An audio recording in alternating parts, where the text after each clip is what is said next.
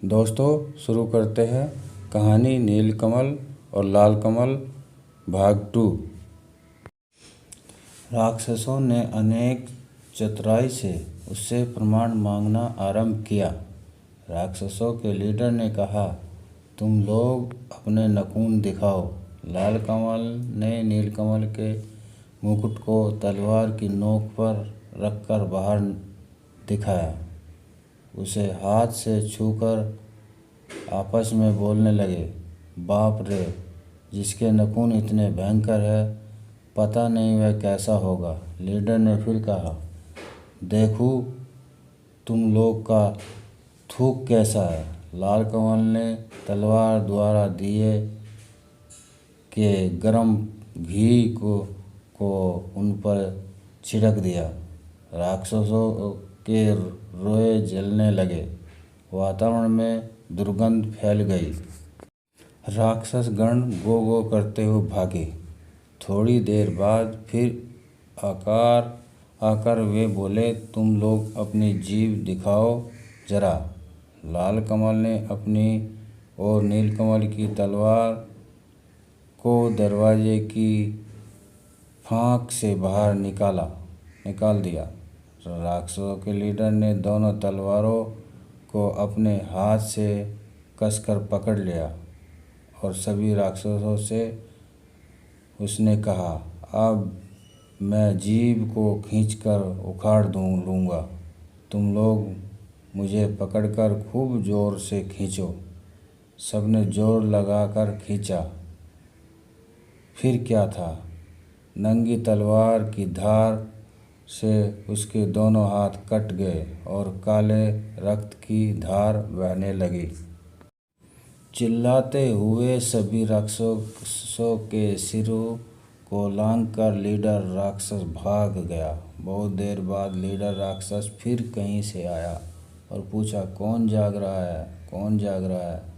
बहुत देर तक किसी राक्षस की आट न पाकर लालकमल निश्चित हो गया था उसे नींद आने लगी थी। उस अवस्था में उसके मुंह से निकल गया, लालकमल जाग रहा है, और उसकी बातें मुंह में ही रह गई और दरवाज़ा तोड़कर सभी राक्षस लालकमल पर टूट पड़े। घी का दीपक उलट गया, लालकमल का मुकुट गिर गया। वह चिल्लाकर बोला, भाई। नीलकमल की नींद टूट गई। उसने देखा राक्षस है। अंगड़ाई लेते हुए उसने कहा, आराम छड़ी विराम छड़ी, जाग रहा है रे कौन? देख जरा दरवाजे पर मेरी नींद तोड़ रहा है कौन? नीलकमल की आवाज़ सुनते सारे राक्षसों की सिट्टी बिट्टी गुम हो गई। वे अधमरे हो गए। नीलकमल ने घी के दिए को जलाया, फिर सभी राक्षसों को तलवार से काट डाला। राक्षसों को मारकर हाथ मुंह धोकर दोनों निश्चित होकर सो गए। दूसरे दिन सुबह राजा ने देखा दोनों राजपुत्र एक दूसरे के गले में हाथ डालकर सो रहे हैं। उन्हें ऐसा लगा मानो दो लाल अड़हुल के फूल है। वे चारों ओर राक्षसों की लाशें पड़ी हुई है। देखकर राजा खुश हो गया। दोनों भाइयों को जोड़ा राजकन्या और राजपाट मिल गया। उधर राक्षसी रानी ने राजभवन में अपना अधिपत्र जमा लिया था। आइए राक्षस और कई राक्षस नामक दो राक्षस दूतों ने उन्हें राक्षसों की मरण कथा की सूचना दी। सुनकर रानी हतप्रभ होकर अपनी छाती पीटने लगी और बोली, आई रे काई रे, अब तो मैं नहीं बचूंगी रे। राक्षसी रानी के कहने से आई कहीं दोनों राक्षस दूत सिपाही का भेष धारण कर नीलकमल एवं लालकमल की राजसभा में गए और बोले, छाती में कील पीठ में कील, हमारे राजा को जब तक राक्षसों के सिर का तेल नहीं दिया जाएगा उनकी बीमारी दूर नहीं होगी। नीलकमल ने कहा, ठीक है, तेल ला दूंगा। नई तलवारों में धार देकर दोनों भाई एक जंगल में पहुँचे। एक विशाल बरगद के पेड़ के नीचे विश्राम हेतु बैठे। पेड़ पर एक बेगमी पक्षी का घोंसला था। बेगमी ने बेगम से कहा, काश कोई दयालु व्यक्ति होता जो अपने 2 बूंद रक्त से हमारे बच्चों के प्राणों की रक्षा करता। यह सुनकर लाल और नील ने कहा, पेड़ पर कौन बातचीत कर रहा है, हम लोग अपना रक्त दे सकते हैं। यह सुनकर बेगमी खुशी से आहा आहा करने लगी। बेगमा नीचे उतरा। दोनों भाइयों ने अपनी उंगली चीरकर उसे खून दिया। खून लेकर बेगमा ऊपर चला गया।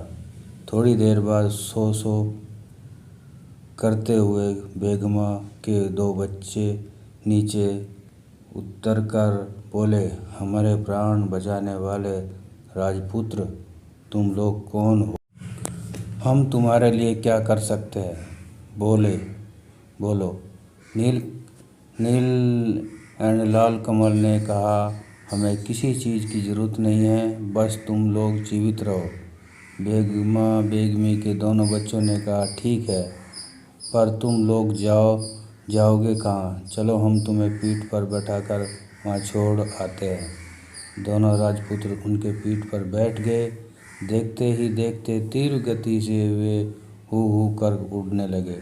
नदी, नाले, जंगल, पहाड़, चंद्र, सूर्य को पीछे छोड़ वे शून्य में उड़ने लगे। 7 दिन 7 रात तक लगातार उड़ने के बाद 8वें दिन वे एक पहाड़ पर उतरे। पहाड़ के नीचे मैदान के उस तरफ राक्षसों का देश। नीलकमल ने कुछ उड़द के दाने चुनकर लाल कमल के कोंच में रखते हुए कहा, लोहे की उड़द चबाने के लिए वे कहेंगे तो इसे चबाना। इसके बाद वे आगे बढ़ने लगे। मैदान को पार करते ही राक्षसों के एक दल ने उन्हें घेर लिया और वे चिल्लाने लगे, हाउ माऊ काऊ, मनुष्य गंध पाऊ, पकड़ पकड़ कर खाऊं। उन्हें देखते ही नीलकमल ने चिल्लाकर कहा, नानी माँ, हम लोग आए हैं, तुम्हारा नीलकमल गोद में उठाकर हमें ले चलो। ठहरो, रुको कहकर सभी राक्षसों को रोककर लंबे लंबे हाथ पैर वाली विशाल जटा वाली एक बूढ़ी राक्षसी ने आकर नीलकमल को गोद में उठा लिया और मेरा नीलू, मेरा नाती कहकर दुलार करने लगी। नानी के शरीर की दुर्गंध से नीलकमल को उल्टी आ रही थी। लाल कमल को देखकर वह बोली, तुम्हारे साथ वह कौन है? नीलकमल बोला, वह मेरा भाई है नानी। भाई? बूढ़ी बोली, तब मनुष्य गंध क्यों पा रही हूँ? अगर मेरा नाती है तो लोहे के उड़द खाकर दिखाए। इसके साथ ही उसने अपनी नाक से 5 लोहे के उड़द निकालकर लाल नाती को खाने के लिए दी। लाल कमल को पहले से ही पता था। उसने चुपचाप लोहे की उड़द को अपने कपड़े में छुपा लिया और सचमुच के उड़द निकालकर कटर कटर करके चबाने लगा। बूढ़ी राक्षसी को विश्वास हो गया कि लाल कमल उसका नाती ही है। खुशी से वह गदगदा हो गई। दोनों नातियों को गोद में लेकर वह दुलार करने लगी, लेकिन लाल कमल के शरीर से मनुष्य गंध आकर उसकी जीभ में पानी आने लगा, लेकिन अपने नाती को वह कैसे खा सकती थी। अतः दोनों को लेकर वह अपने घर चली आई। उस पूरे देश में सिर्फ राक्षस भरे हुए थे। चारों ओर राक्षस कुलबुल रहते थे। पृथ्वी से मनुष्य, जीव जंतु आदि को मारकर पूरे देश में बिखरा दिया गया था। लाल नील राक्षसों के कंधे पर बैठकर घूमते और देखते ही हर ओर मरे हुए सड़े हुए मनुष्य, जीव जंतु बिखरे पड़े हैं। दुर्गंध ऐसी कि भूत भी भाग जाए। लाल ने कहा, भाई, लगता है सारी पृथ्वी उजाड़ हो रही गई है। नीलकमल चुप रहा, लेकिन उसने मन ही मन ठान लिया कि पृथ्वी को अब इन राक्षसों से बचाना होगा। जब रात गहरी हो गई तब सब निशाचर राक्षस अपने बाल बच्चों के साथ 7 समुंदर पार सभी राज्य में उत्पात मचाने, मनुष्य जीव जंतुओं को मार कर लाने के लिए चले गए। तब नीलकमल लाल कमल को साथ में लेकर राजमहल के दक्षिण की ओर स्थित एक कुएं के पास पहुंचा। वहां उसने लाल कमल से कहा, भैया मेरे कपड़ों को कपड़े देकर नीलकमल कुएं में उतरकर एक तलवार और एक सोने का डिब्बा लेकर बाहर निकला। डिब्बे में खोलते ही जीवन काठी एवं मरण काठी नामक एक ततैया और ततैया बाहर निकले। जीवन काठी में राक्षसों के प्राण एवं मरण काठी में उस रानी राक्षसी के प्राण बचे थे। नीलकमल ने जीवन काठी को अपने पास रखा एवं लाल कमल को मरण काठी थमा दी। जब दोनों ततैया के शरीर में हवा लगी तब राक्षसों को घबराहट होने लगी। पृथ्वी पर जड़ पड़े राजा के देश में राक्षसी रानी नींद में लुढ़क गई। पृथ्वी पर गए राक्षस तेज कदमों से नदी पर्वत लांघकर लौटने लगे। यह देख नीलकमल ने जीवन काठी ततैया के 2 पैरों को तोड़ दिया। सारे राक्षसों के दोनों पैर टूट गए। राक्षस दोनों हाथों के बल पर तेज गति से आने लगे।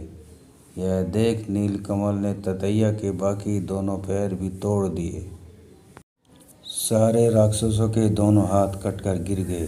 हाथ नहीं, पैर नहीं, फिर भी सारे राक्षस हाउ माऊ काऊ 7 शत्रुओं को खाऊं कहते हुए लुढ़कते हुए आगे बढ़ने लगे।